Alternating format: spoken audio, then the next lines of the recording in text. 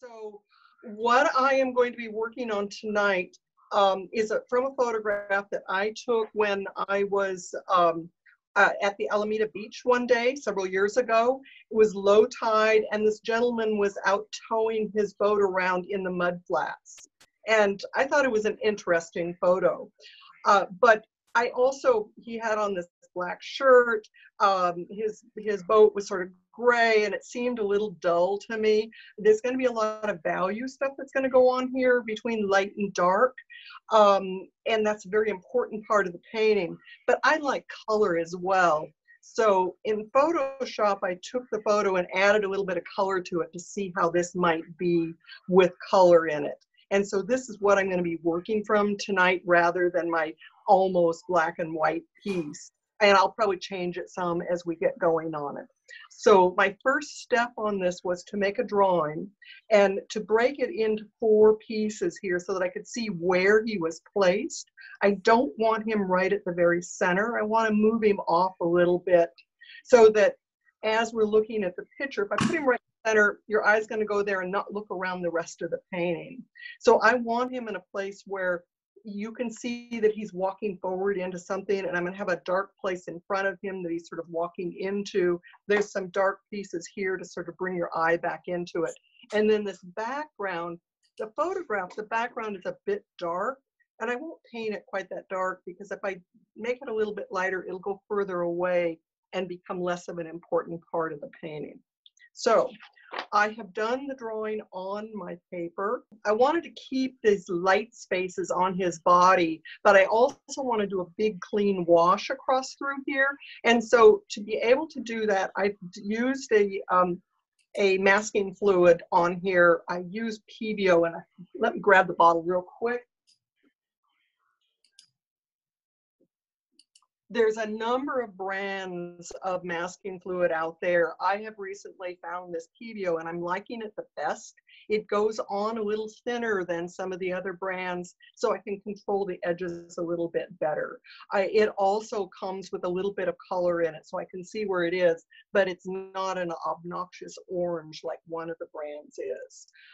So we've got the piece, got him in place. Now I've got to think about what my first wash is going to be. So I want to do a wash of color through here to make this water. And I'm going to do that first before I do anything else. And then we're going to dry it with the hairdryer. Hopefully that's not too noisy. And then I'll start building up the dark places on here. I have a cobalt blue that I'm starting to mix up. And then I want to mix up a little bit more of a turquoisey blue.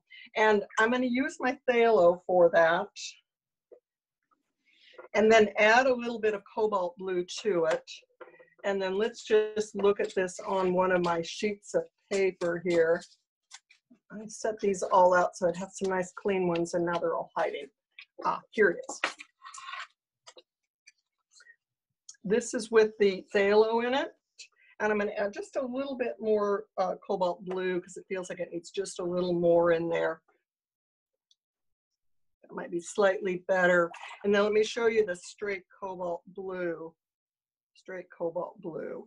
And then I want to make another one that is cobalt blue with just a little bit of quinacridone rose in it to get that slightly purpley one. Quinacridone rose up here. And careful how much I put in. Yeah, it's going to be good. So it grays it slightly, makes it a little bit purplish. So I think those are going to work pretty well. Now, if I want to go even grayer than this, I can add a little tiny bit of burnt sienna to it, and it can gray it down just a little bit. So those, I think I've got my pieces mixed up. Now, my next step is to totally wet the page because I want to put this on pretty loose. And if I don't have it wet, if I don't pre-wet it, I'm not going to be able to get that paint to go down really smooth. And so the whole thing of having the water here to float the paint in is the trick on getting a really smooth, clean wash down. I know when I first started watercolor, they said, oh, well, you know, you can do a wash by using your big brush and working from the top and feeding it all the way down. And I could never get a nice clean wash. And then one day I took a workshop with, I think it was Frank Webb. He was really big into wetting the page and getting it wet enough that you could really work. So I've got a little bit of a shine on here, but the water isn't actually running off. So it's sort of that wet. And I'm still going to use this same flat brush. It's a 1.5 inch wash brush. And I'm going to start with this more turquoisey color at the top. And with that wet, it thins it down. Whoops, and something, oh, you know what, never mind. I picked up some paint off of my palette right here. I don't usually paint this close to my palette. Let me just move it over a little tiny bit. Hopefully you can still see that okay. Yeah, that looks good. We've got a little dirty spot in there, but you know, there's gonna be some trees right about there, so I'm not gonna worry about them. And then we're going to go into a little bit lighter space here. Let's get that cobalt blue on it. I need to work all the way across because as you can see, when I stop part way, I end up with a brush mark right at that end. That's a little bit lighter in here and it goes a little towards that purpley tinge in here. So let's just get some of that purple on. It's going to be pretty light wash, as you can see. A little bit more of that purpley one. And, you know, now it's going to shift back into the more turquoisey color. And you can see why I wanted to do the masking fluid, because I can paint right across it and really get a super smooth run across through here. And now this, I want to go a little more purpley and maybe gray it slightly for this very front area.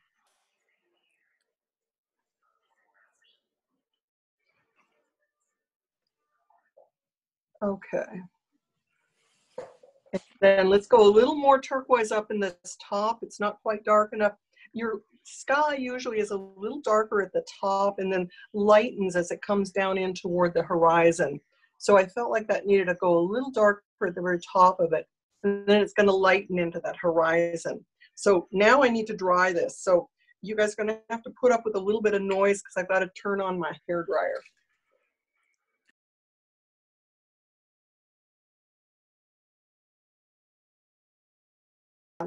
Maybe I can put it on a chair off to the side so it's not quite so noisy right where the speaker is, and maybe you can hear.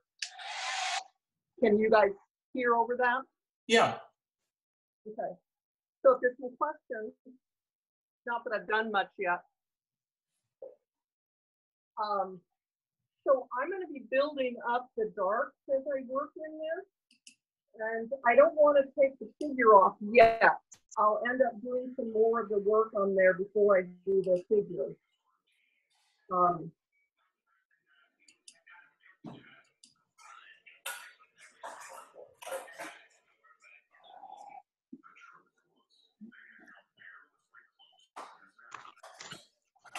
need to get this 100% dry.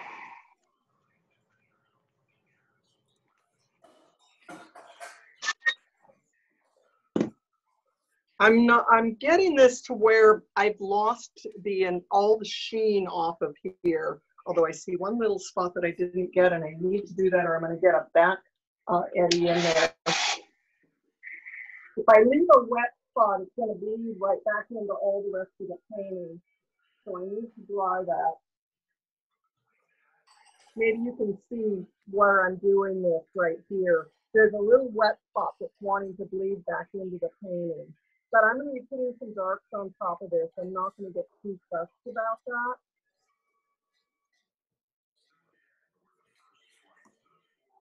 that. Pretty quiet.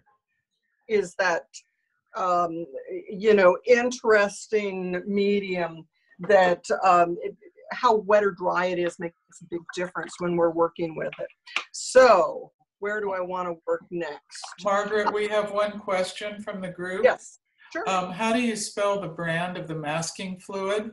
Let me put it up so you can see it. And it's spelled P-E-B as in boy, E-O. And they call it drawing gum. It's available through Blick. Oh, and Flax in Oakland carries it. Sometimes they've got it in stock, sometimes you have to order it. I might have also gotten it from Cheap Joe's one time. So now I'm going to mix some colors for my darker areas in here. And I'm going to just go ahead and use what I had to start with. And let's see, let me add just, yeah, that's going to make a nice color. I'm going to want to do some darker bits on top of that water. So this is sort of the color that I've got here. If you can see this, I've mixed the burnt sienna, phthalo blue, and the cobalt blue to make this. So now we're going to come in and start finding, I'm going to start finding some of this area in the back where these trees are to begin with.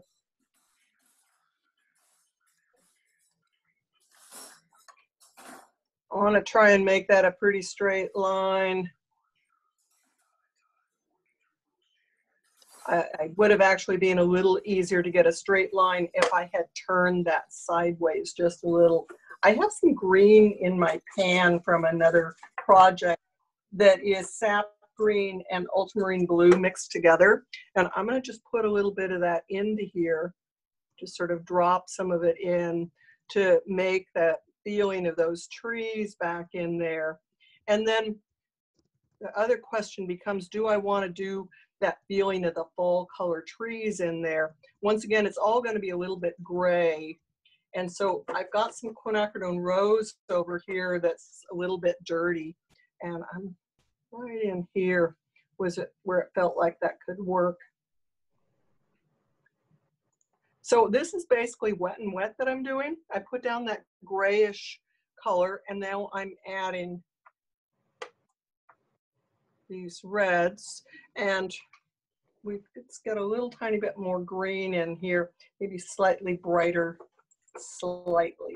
maybe not. I want to be careful about being too bright back here because this is often the distance and you want it to be where it doesn't have a lot of color. The colors are muted a little bit, and that's why I wanted to put that grayish color down to start with.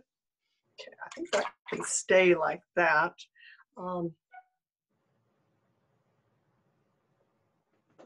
Add just a little bit more over here. There's some buildings and stuff in there. I'm going to ignore every single one of those.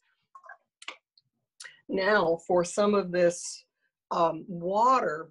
The thing with water is that if you actually have a body of water and you're seeing it from a distance, your horizon is going to be pretty much straight because the further away it is, the more it's the you know, your horizon of the earth that you're seeing there. And so that's going to be straight. And then as it gets closer to you, then you might have some variation in it. But then when you get into this really shallow water where it's just water sitting on top of the mud, then all of this little pieces of mud that come up can be at different angles rather than being absolutely straight. So this far distance back here, I'm seeing what looks like probably a wind line back here. And let me get my slightly smaller brush. I like to work with the biggest brush I'm willing to work with. Okay.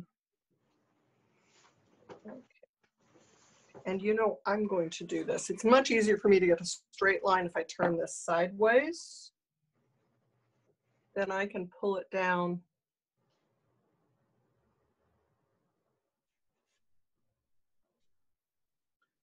Maybe that's not absolutely completely. Hey, let's make some of it a little fatter, a little drier. Okay. So that gets our far line there. And then as it comes in a little closer to him, it's going to work across here, narrow down. There's actually some birds on this. So let's just put some little dark spots for those birds.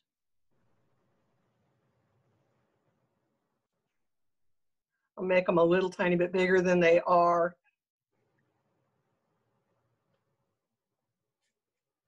And now through the boat, there is a line that comes through there under his feet, building out into here. And then this is going to get a little fatter in here. And at this point, I want to add maybe just a little bit of brown into this. And we've got some darker spots. I'm going to need to make a little bit thicker, darker color for some of these darker areas, but I can come back and do more of those later. So some of these little rocks and stuff that are in here, just let them bleed into that just a little bit. And there's more running through here.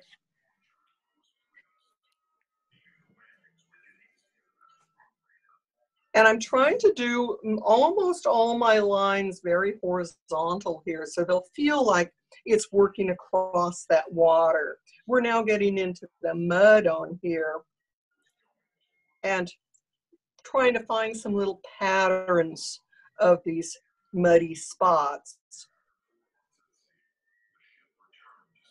as it works forward here.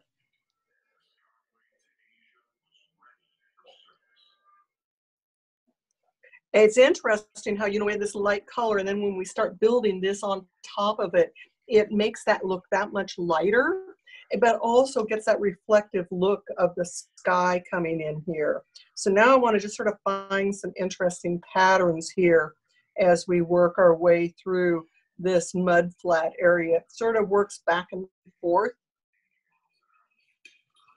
So I'm mixing burnt sienna with my blue mixture that I had to make this a little bit more of a brown.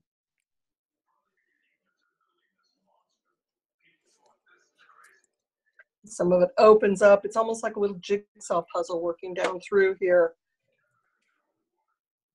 And it's nice to sort of shift it between brown and gray. And then that feels like that was a little too, and as you can see, when I come in and I put another color on here and it's still wet, it'll push the first color away. And if it's a little thicker when I put it on, let's just make some that's a little thicker here, it won't push it away and it'll just sort of sit in there. More burns, more blue in there to make that a little darker.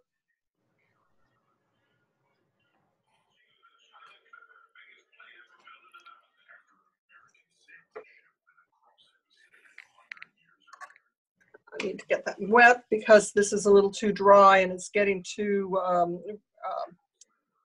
much of a dry brush look to it. So I needed to get my brush just a little wetter again.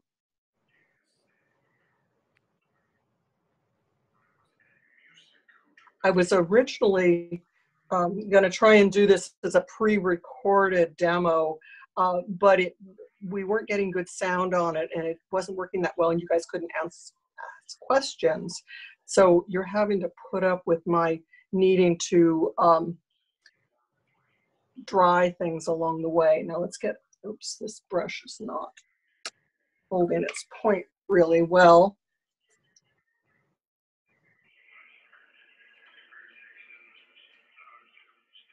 Watercolor brushes, if you don't put them away nicely, you can end up with what I call bad hair day on them, where the tips just never want to come back together again.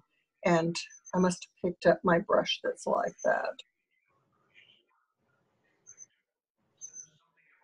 Okay. I'm about at the point where I think I'm going to have to pull off this resist, but I've got to have it totally dry underneath of there when I do. So we're going to have to put up with my hairdryer again for a little bit while I do that. So we haven't had any questions. How's that working out? Okay, so I'm going to go ahead and dry this. If this is too noisy, just let me know and I'll pull it away from the area so that you don't have to hear it so much.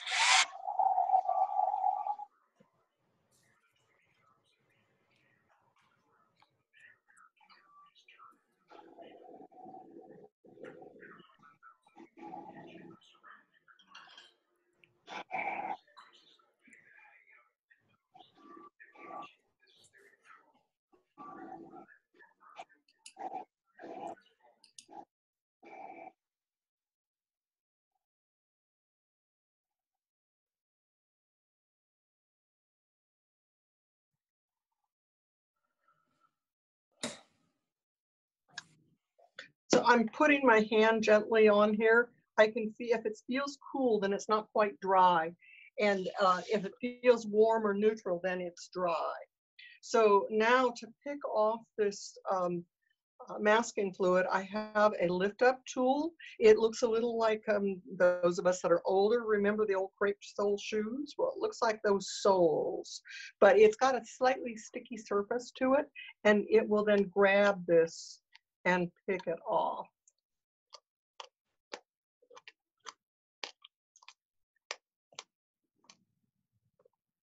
So this then keeps,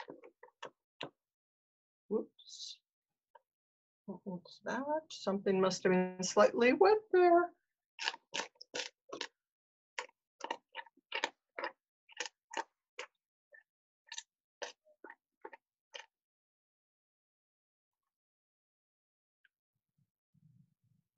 Must have had a slightly damp spot on my the resist, which then got on the underside. But once again, it's only a demo, right?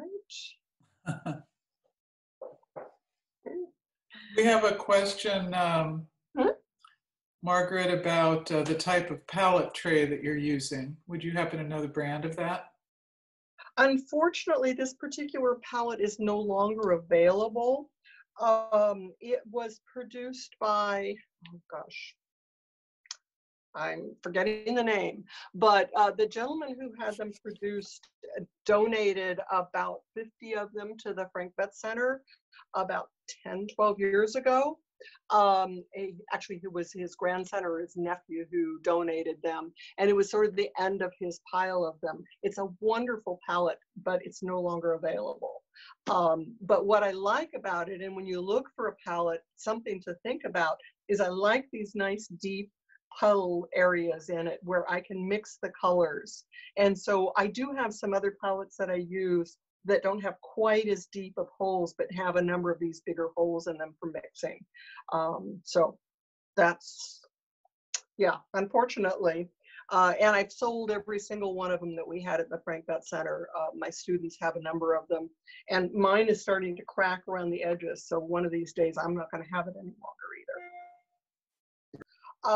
I now need to start thinking about the dark side of that figure and how the shadows on this boat are working. And so I'm going to put those shadows in first and then worry about putting color in.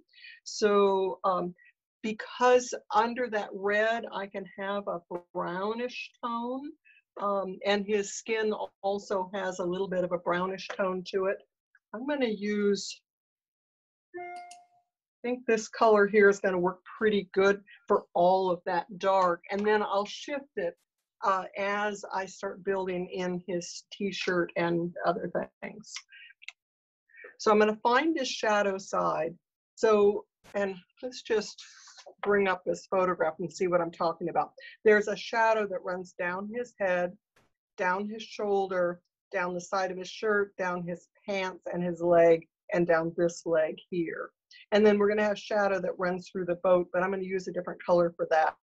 And then the shadow is mimicked in his reflection underneath of him. It breaks a little tiny bit in here, but you get basically the same thing in there.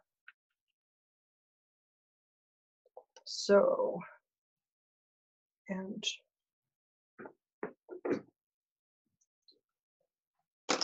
let me get a different one on my brush. Got a little better tip to it because I need an awfully good tip to do this. And bring a little bit more of this into my hand side here.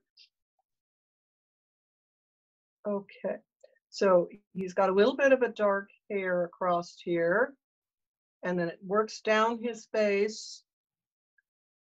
His head is dark, and then there's a shadow that runs off and onto his shoulder. I'm just looking for shadows at this point. I'm not trying to get any real detail. And let's just, I'll bring a little tiny bit under here to tell me where his chin is. And then this whole arm is in shadow, and it works its way around his chest and down his torso. And then his belly. He's got a little bit of a belly. since we can't see his face, he can't yell at me for making his physique not beautiful. I remember doing one painting of a sailor chick, a lady sailor. And I had it at the yacht club, and it wasn't a beauty contest painting. It was a painting to sort of show the posture as one's working sailing a boat. And one of the people at the yacht club said, you know, she's not even pretty. How come she's not pretty? It's like, well, she didn't need to be. I just wanted to get that gesture of what her body looked like. I love how this just getting a little bit of shadow on here suddenly brings him alive. And now let's get the shadow on his other leg.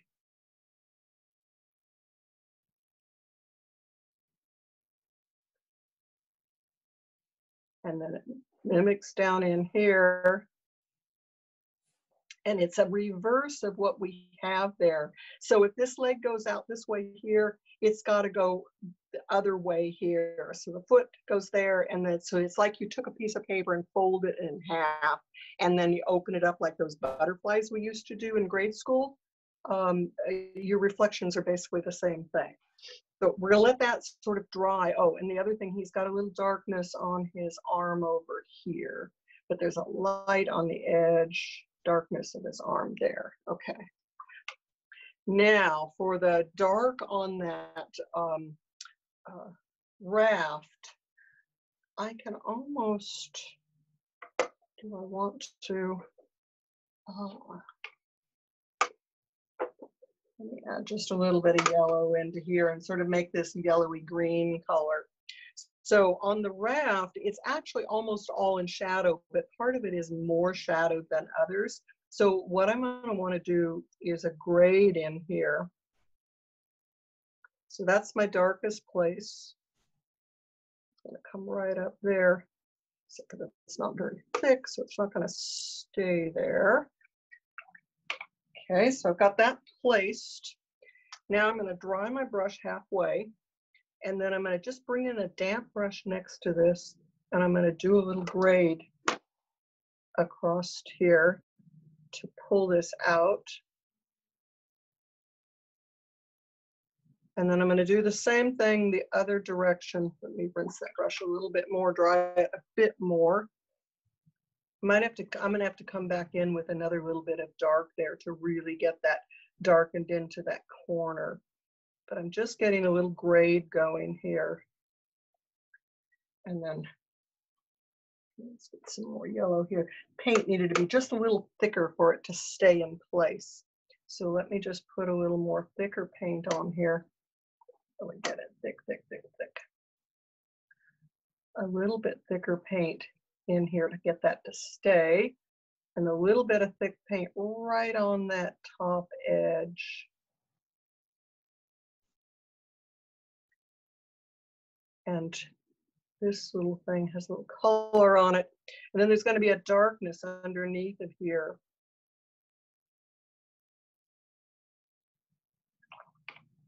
Still needs to go even darker and thicker on there, and I might have to wait until that dries before I do it. Let me go ahead and work my way down into underneath it here. Yeah, it's going to bleed too much. Let me just rinse my brush, dry it, take this off again. Just picking a little bit of that light off of there. Now I'm going to take this other color in underneath it here in the shadow underneath. And once again, we've got that reverse happening. So that goes up, this comes down. These shadows run this way up to his hand. And then I'm going to come in with a slightly damp brush. So I put it in my water and rinsed it, brought it over to my rag and dried it. And now I'm just coming in with a damp brush to get that part there. And then same thing, and it still needs to go a little bit darker there, so let me drop a little more darker paint into that. Let that run into there.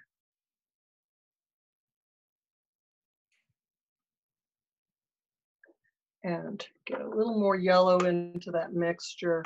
So I've mixed yellow and that sort of green gray, the one that we had in the background here. I added yellow to that to make this yellowy color.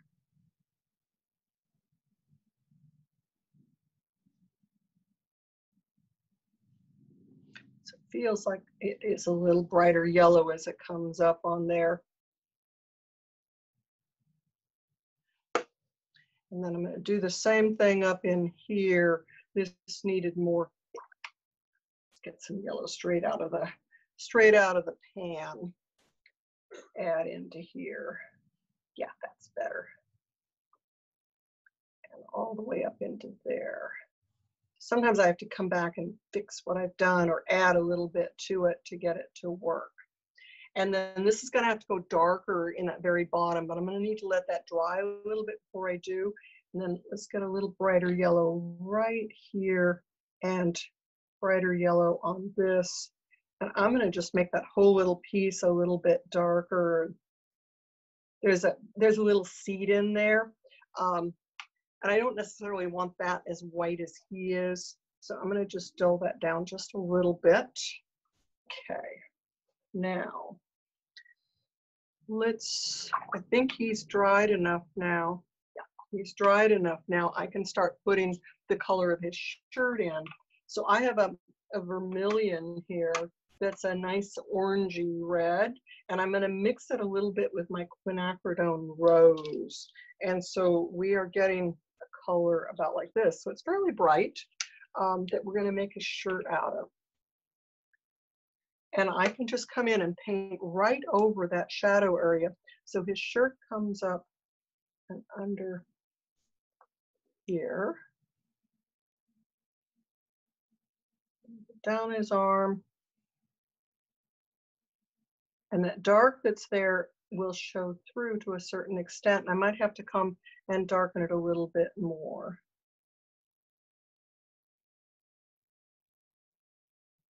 And his hand comes out there just a wee touch. Okay, let that dry some. Now let's get a little bit darker value mixture. I have to get darker, I have to be thicker. So the only way I can get dark is to go thick. Ultramarine blue, if I use ultramarine blue, it's a little more opaque color. So it looks darker when it dries than if I use a transparent blue like the phthalo blue. So, and I might want to shift this a little toward brown. I think I do. Let's shift that a little bit toward brown. Although, you know, it's like, where am I going to put it? There's a couple places that this can go. I'm going to shift it. If I put a little more brown in it, first it's going to make it a very neutral, almost neutral black, and then it'll shift into the brown slightly. And I think that's going to go better with the colors that we have here. So his pants, and if this is too dark, I can lift a little of this off. According to the photograph, I want that pretty dark.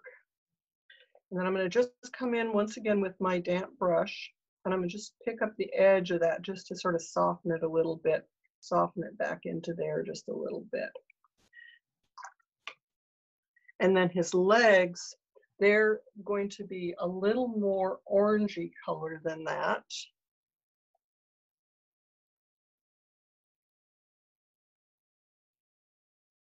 And then we need to do the same thing down here. And I should have put the red down in there when I had it going, but I've got it in my pan. You guys are being awfully quiet. No questions. Everyone is on mute, so that's. So they either wait and have a little bit of a break, or at the very end we can have questions. Absolutely. Yeah. If they can remember what they were going to ask. I know I always tend to forget after a while. I'm busy thinking about something else.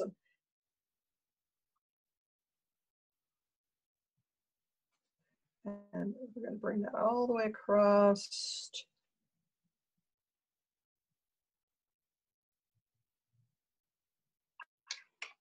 And then this is going to go a little bit darker on this side of this. So let me just drop a little bit of this into there. Darken that in. This needs to go a little darker up in here too. Wasn't quite dark enough with.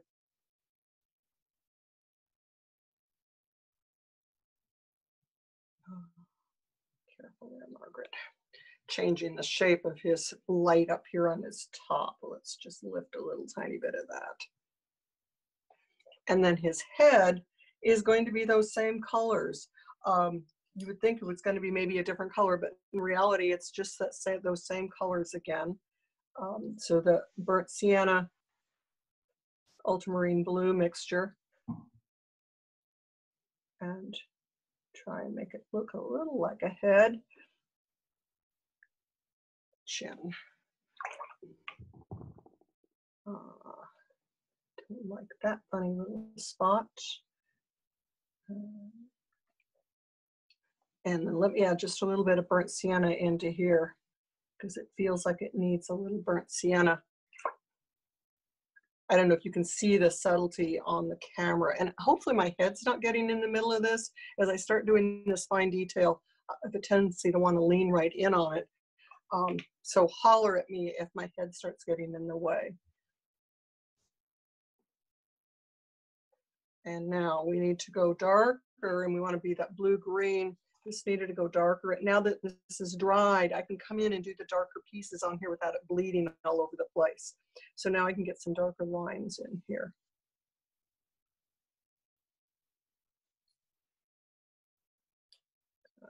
That. I want to just come in with my damp brush and get a little soft in between these two lines. And then soften the top of this one just a little bit. Rinse my brush, dried it 3/4 of the way, so I'm not really introducing much water, just getting a little dampness to it. And then maybe this has got a little dark there, a little bit of dark by his hand here. His hand actually can be darker. And we'll just put some marks there. And then this needs to go even darker underneath of here, because in that shadow underneath, then this looks darker. When you get things in the water, it's a reflection, but it's not 100% reflection. So it's a little bit darker in the water reflection than it is in life, because not all of that light that was in the original part can bounce back to you. So you get a little bit of the color of the water happening in there too. So this is always a little bit darker down here than what the original was. And yet you don't get full blacks either, because you, once again, you're not getting that good reflection coming back. And that feels like it needs a little darker piece there. And I dropped that on there. I didn't intend to, but it actually was the perfect place for it. Let's just put a little bit up in here for his hand up there. Now I need to sort of look at this and go, okay, what am I going to do to change this? Do I want his shoes red or do I want them dark? I'd made them red, but I think dark might be better. He's in so much mud here. Red shoes would never show after a while. So make those shoes almost black. And then I know one of the things that when I was playing with this before, I felt like the water needed a little bit more interest to it, and also a sense of reflection from some of these things up above here. So I'm going to do what's called dry brush, and underneath of where I've got some color here, if I have too much paint on my brush, then it goes down a little too fat. So I've got my brush really on its side, and I'm just throwing a little bit of color across here.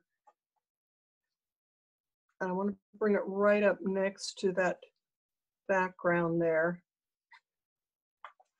And give this sense of maybe there's a little breeze back there on that water, or maybe there's a little current happening, moving that water around a little bit, getting just a little texture to it.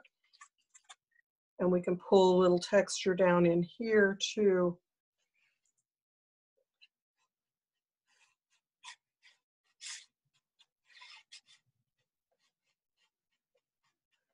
It's always this little game on having enough paint on your brush versus not having enough paint on your brush to get this to work. There's some birds over in here. Do I want to maybe get a little feeling of browny gold over in among some of these birds over here?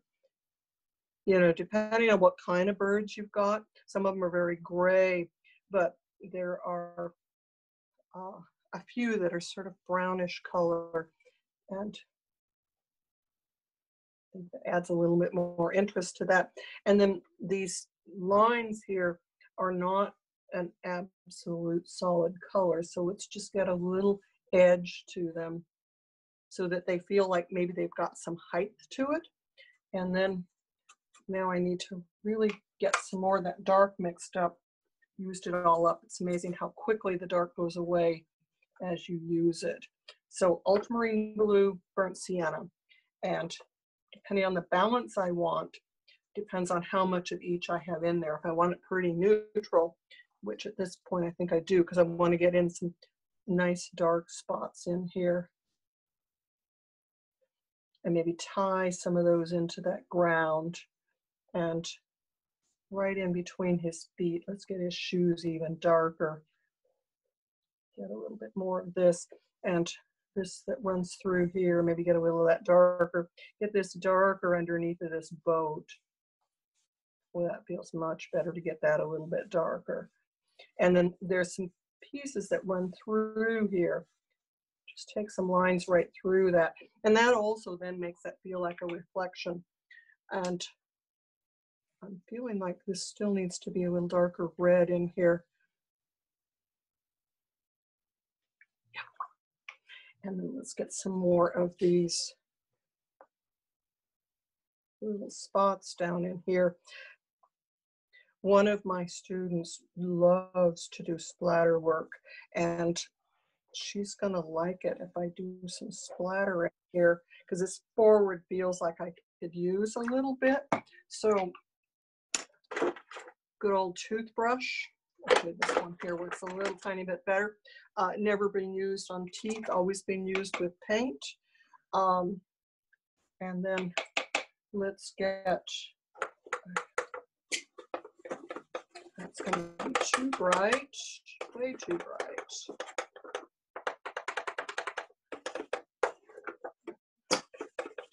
That's a better color.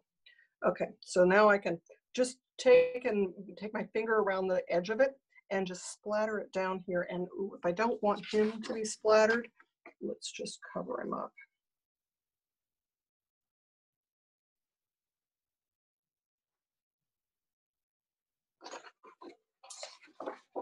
Okay, so what else needs to be done on this, you guys? Does that figure need just a little bit more darkness to bring him out? I think it does. I think we need to get just a little punch on him. So our ultramarine blue, find a little spot in here, and burnt sienna. Okay. Just want a little more dark. Oops, my brush is not quite wet enough for that. If it's not wet enough, it doesn't want to put it down like it's supposed to. So I'm feeling that, but maybe a little bit of dark. Maybe it runs in underneath of there. Maybe a little darker right under that. Margaret, be careful. You're going to ruin this if you're not careful. I want to get a little darker red in here. I like that better. So I can mix a little bit of that blackish brown that I had in with that red to make the red a little bit darker, and I like that better. That's now giving me some of that punch that I wanted, that I felt like I was missing here. And then we're going to go a little bit darker on the side of his face here.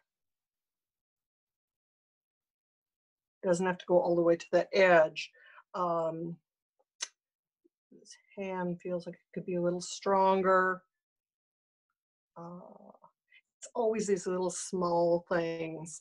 And I'm not sure I want to do anything on that background. Excuse me. I like that it's pretty loose back there. Does anybody have any suggestions for me? I'm gonna unmute well, should I unmute everyone or just let you unmute yourself if you want to say something, ask a question, or make a comment about? And if they hit their space bar, they should be able to unmute just for a brief period.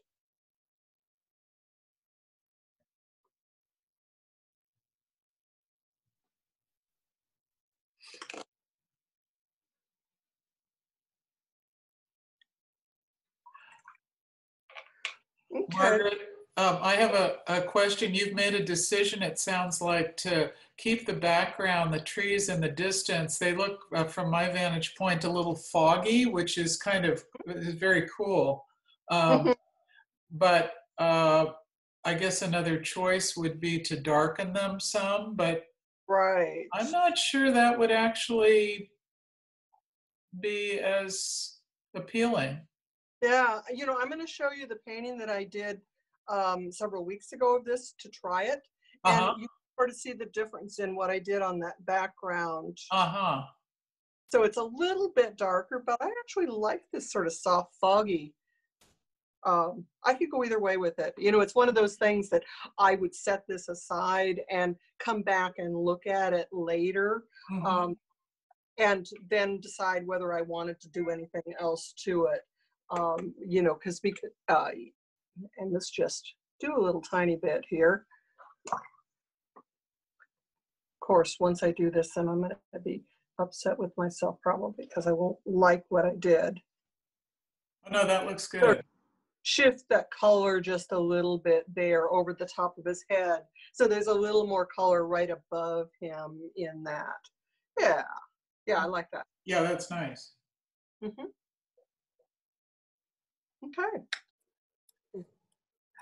Margot? Yeah. This is Jenny. I just wanted to ask, if you had lots of gulls back there, of the birds, black and white gulls, would you ever leave one or two of them with some white in them so that they really read as gulls, or is that going to take away from the of the figure? You know, I would still want them pretty small, and I could actually either come back in with a little bit of white paint directly out of the tube and add just a little bit of white dot on those, but they're pretty small. This is only a 9 by 12 painting, and so I wouldn't want them, you know, really strong. No, but no. There were actually, the photograph had some lighter spots in it that wouldn't hurt showing. And so that is something that I could come in and add a few white spots. So that wouldn't feel of the gulls. Okay, so that wouldn't take away from the as long as really tiny. But really strong, it would be fine. Okay, thank you. Yeah, it's always this balance between if you make things in the background too interesting, then those forward and not be they're going to be more interesting than your main subject, and so you're always sort of playing with, you know, do we want the main subject to have all the interest, or do we want the background to have some of the interest? And it's really, where do I want the eye to go, and what do I want to see? Okay. As part of your practice, Margaret, do you spend a lot of time taking pictures, taking photographs, so that you have source material for your work? Yeah, my husband is a photographer as well.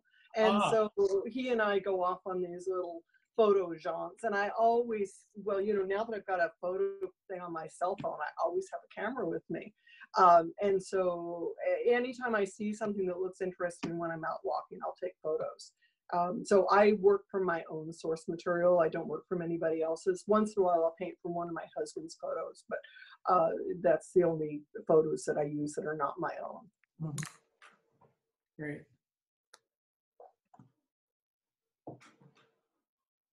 Well, I think that was amazing how this boat just emerged. Wait a minute. There it is. And usually, I mean, my practice has been start warm color and go to cool, and this is the reverse. So Right. that is a real crucible. How did you start out that way, or did you develop it from how? It depends on what I'm doing with the painting, which way I'll start. So Uh-huh. this had a very cool feel to it. So Uh-huh. that was the reason I started with the cool colors. Right. And you know, the warm colors are just going to be sort of the accent pieces on that cool background. And Yeah. you know, a lot of my boat paintings have a lot of the sort of the blue, green, water, sky colors in them. And so I do have a tendency to start a little bit on the cool side if I'm doing something like this with the water. Yeah. Well, it works. Yeah. Very fascinating. That masking fluid is really inspiring too. I mean, I could imagine it used just in its own way, just to create an absence. I mean, just to create the image and to leave it white. You know, And depend. also use it on top of a layer. So you can put a thin layer down and then mask out that are going to be those colors, and then put more water, you know, more paint on, and then remove that paint and then mask out more like you're doing a batik. Like if the guy had had a blue shirt on, say, you could have masked it and then done deeper blue over it or something. Yeah, I could. Yeah. Yeah, and then you could put a real dark background behind it, and that's one of the things that if I'm going to have a very light subject with a quite dark background around it, sometimes I'll mask out that subject and put in the dark background and then pull that out rather than doing a paint around on it. That sounds great. Yeah, good. Yeah. Well, super. Thank you. Thank you. Thank you very much. Thank you, Margaret. Just Thank you so much. Bravo, bravo. Very inspiring. okay.